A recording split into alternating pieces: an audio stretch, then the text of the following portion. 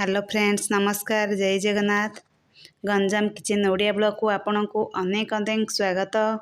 मुझे आपण मानक पई नुआ प्रणाली रे फूलकोबी मसला भजार रेसिपी नहीं आसी। एकदम टेस्टी फूलकोबी मसला भजा आमर रेडी। चैनल नुआ थे प्लीज चैनल को सब्सक्राइब करदे और पाखे बेल आइकन को प्रेस करदे। चलतु स्टार्ट करबा।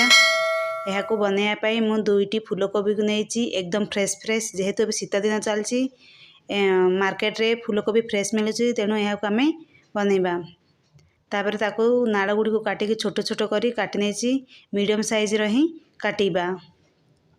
देखंतु सब फूलकोबी गुड़ी को मु काटी नहीं। तापर आम यह गोटे थाली बाहर करदे आउ हल्का गरम पानी आम ताकू पकईदेवा आ से हलदी गुण देदेबा।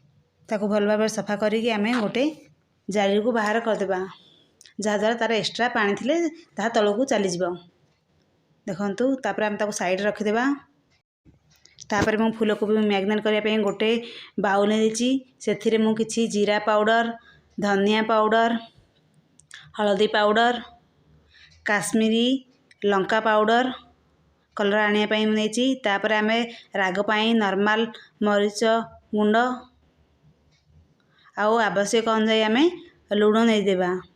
तापर मु गोटे चामच अदा रसुण पेस्ट को छेचिकी नहीं आउ अल्प सोरिष तेल देकी ताको भल भाव घाटी देबा। गोटे चामच रु 2 चामच सोरिष तेल देबा आ ताको भल भाव आम गोटे चामच साहाय्य घाटी देबा। मसला गुड़ी को भल भाव घाटिला पर आम से अल्प पानी ऐड करवा। 3 रु 4 चामच आम पानी देकी गोटे मोटा वाला बेटर बनइबा। देखंतु मु अल्प पानी की बेटर बन देइछि। मसला बेटर आमर रेडी। एतिक ही आमको मोटा रखा पतला करवा नहीं। तापर जो आगरू काटिक रखिले फूलकोबी को से देदेबा आ फूलकोबी को दे सारा पर आम भल भाव एपट सेपट से ही मसला सहित घाटिक आम भल भाव मिसईदेबा। देखंतु मसला आमर भल भाव मिसई। तापर आम से कस्तूरी मेथी आउ 4-5टा गोलमरच को गुंड कर नहीं ताकू भल भाव घाटिक मिनिमम ताकू अध घंटा टू घंटाटी रेस्ट करने छाड़देबा। अधा घंटाटी पर मु घोड़णी बाहर कर देखा। देखंतु फूलकोबी आम भल भाव मैरिनेट हो जाइए। तापर आम ताकू साइड रखा आउ भजा करने गोटे कड़ई बसईदेबा। कड़ई गरम हो आसला पर आम से तेल देदेबा। तेल आम गरम हो आसला आम से जीरा आउ अल्प हेंगू को देबा जहाँद्वारा भजारे भल बास्ना आसब। जीरा आमर हल्का सा फुटी आसला पर आम से अल्प पियाज को देदेबा लंबा लंबा करी काटिकी नेबा जहाँद्वारा भजार कलर भल आसो आ तार को देखा भल लगे। बड़ बड़ आकार आम काटिबा। पियाज को आमर गोल्डन ब्राउन कलर होगा पर्यंत भाजी नेबा। देखो पियाज आमर प्राय भाजी आसला। तापर आम जो आगरू मैरिनेशन कर रखी फूलकोबी को देदेबा आउ ताको भल भाव मिसईदेबा पियाज सहित आ गैस फ्लेम को मीडियम करिकी आम भल भाव घाटिबा। किछ समय पर आम घाटिला पर आम ताको घोड़णी बंद करिकी किछ समय पर छाड़देबा।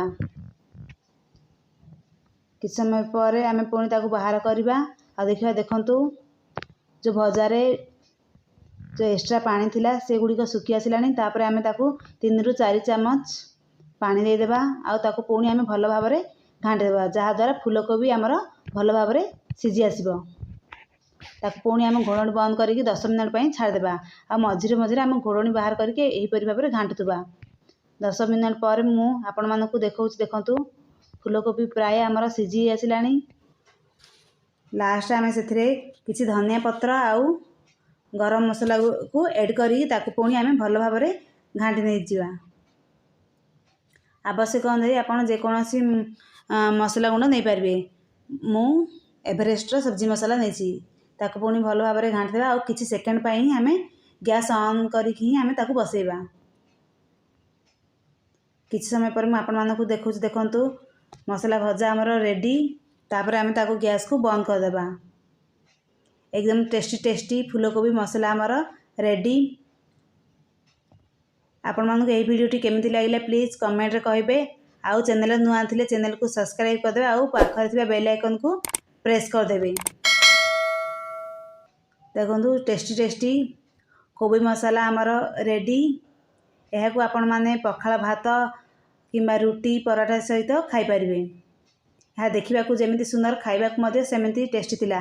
ତେଣୁ ଆପଣମାନେ ଏହାକୁ ଘରେ ବନାନ୍ତୁ। ଆଉ ଆପଣମାନଙ୍କର ଫୁଲକୋବି ମସଲା ଭଜା କେମିତି ବନେଇଲେ ପ୍ଲିଜ୍ କମେଣ୍ଟ କରି କହିବାକୁ ଜମାରୁ ଭୁଲିବେନି। ଆଉ ଲାଇକ୍ କରିଦେବେ। ଆଉ ଚ୍ୟାନେଲରେ ନୂଆ ଥିଲେ ପ୍ଲିଜ୍ ଚ୍ୟାନେଲକୁ ସବସ୍କ୍ରାଇବ୍ କରିଦେବେ। ରହିଲି ଫ୍ରେଣ୍ଡସ୍, ପୁଣି ଦେଖା ହେବ ନୂଆ ଭିଡ଼ିଓରେ। ଜୟ Jagannath. Take care all of you. Bye bye.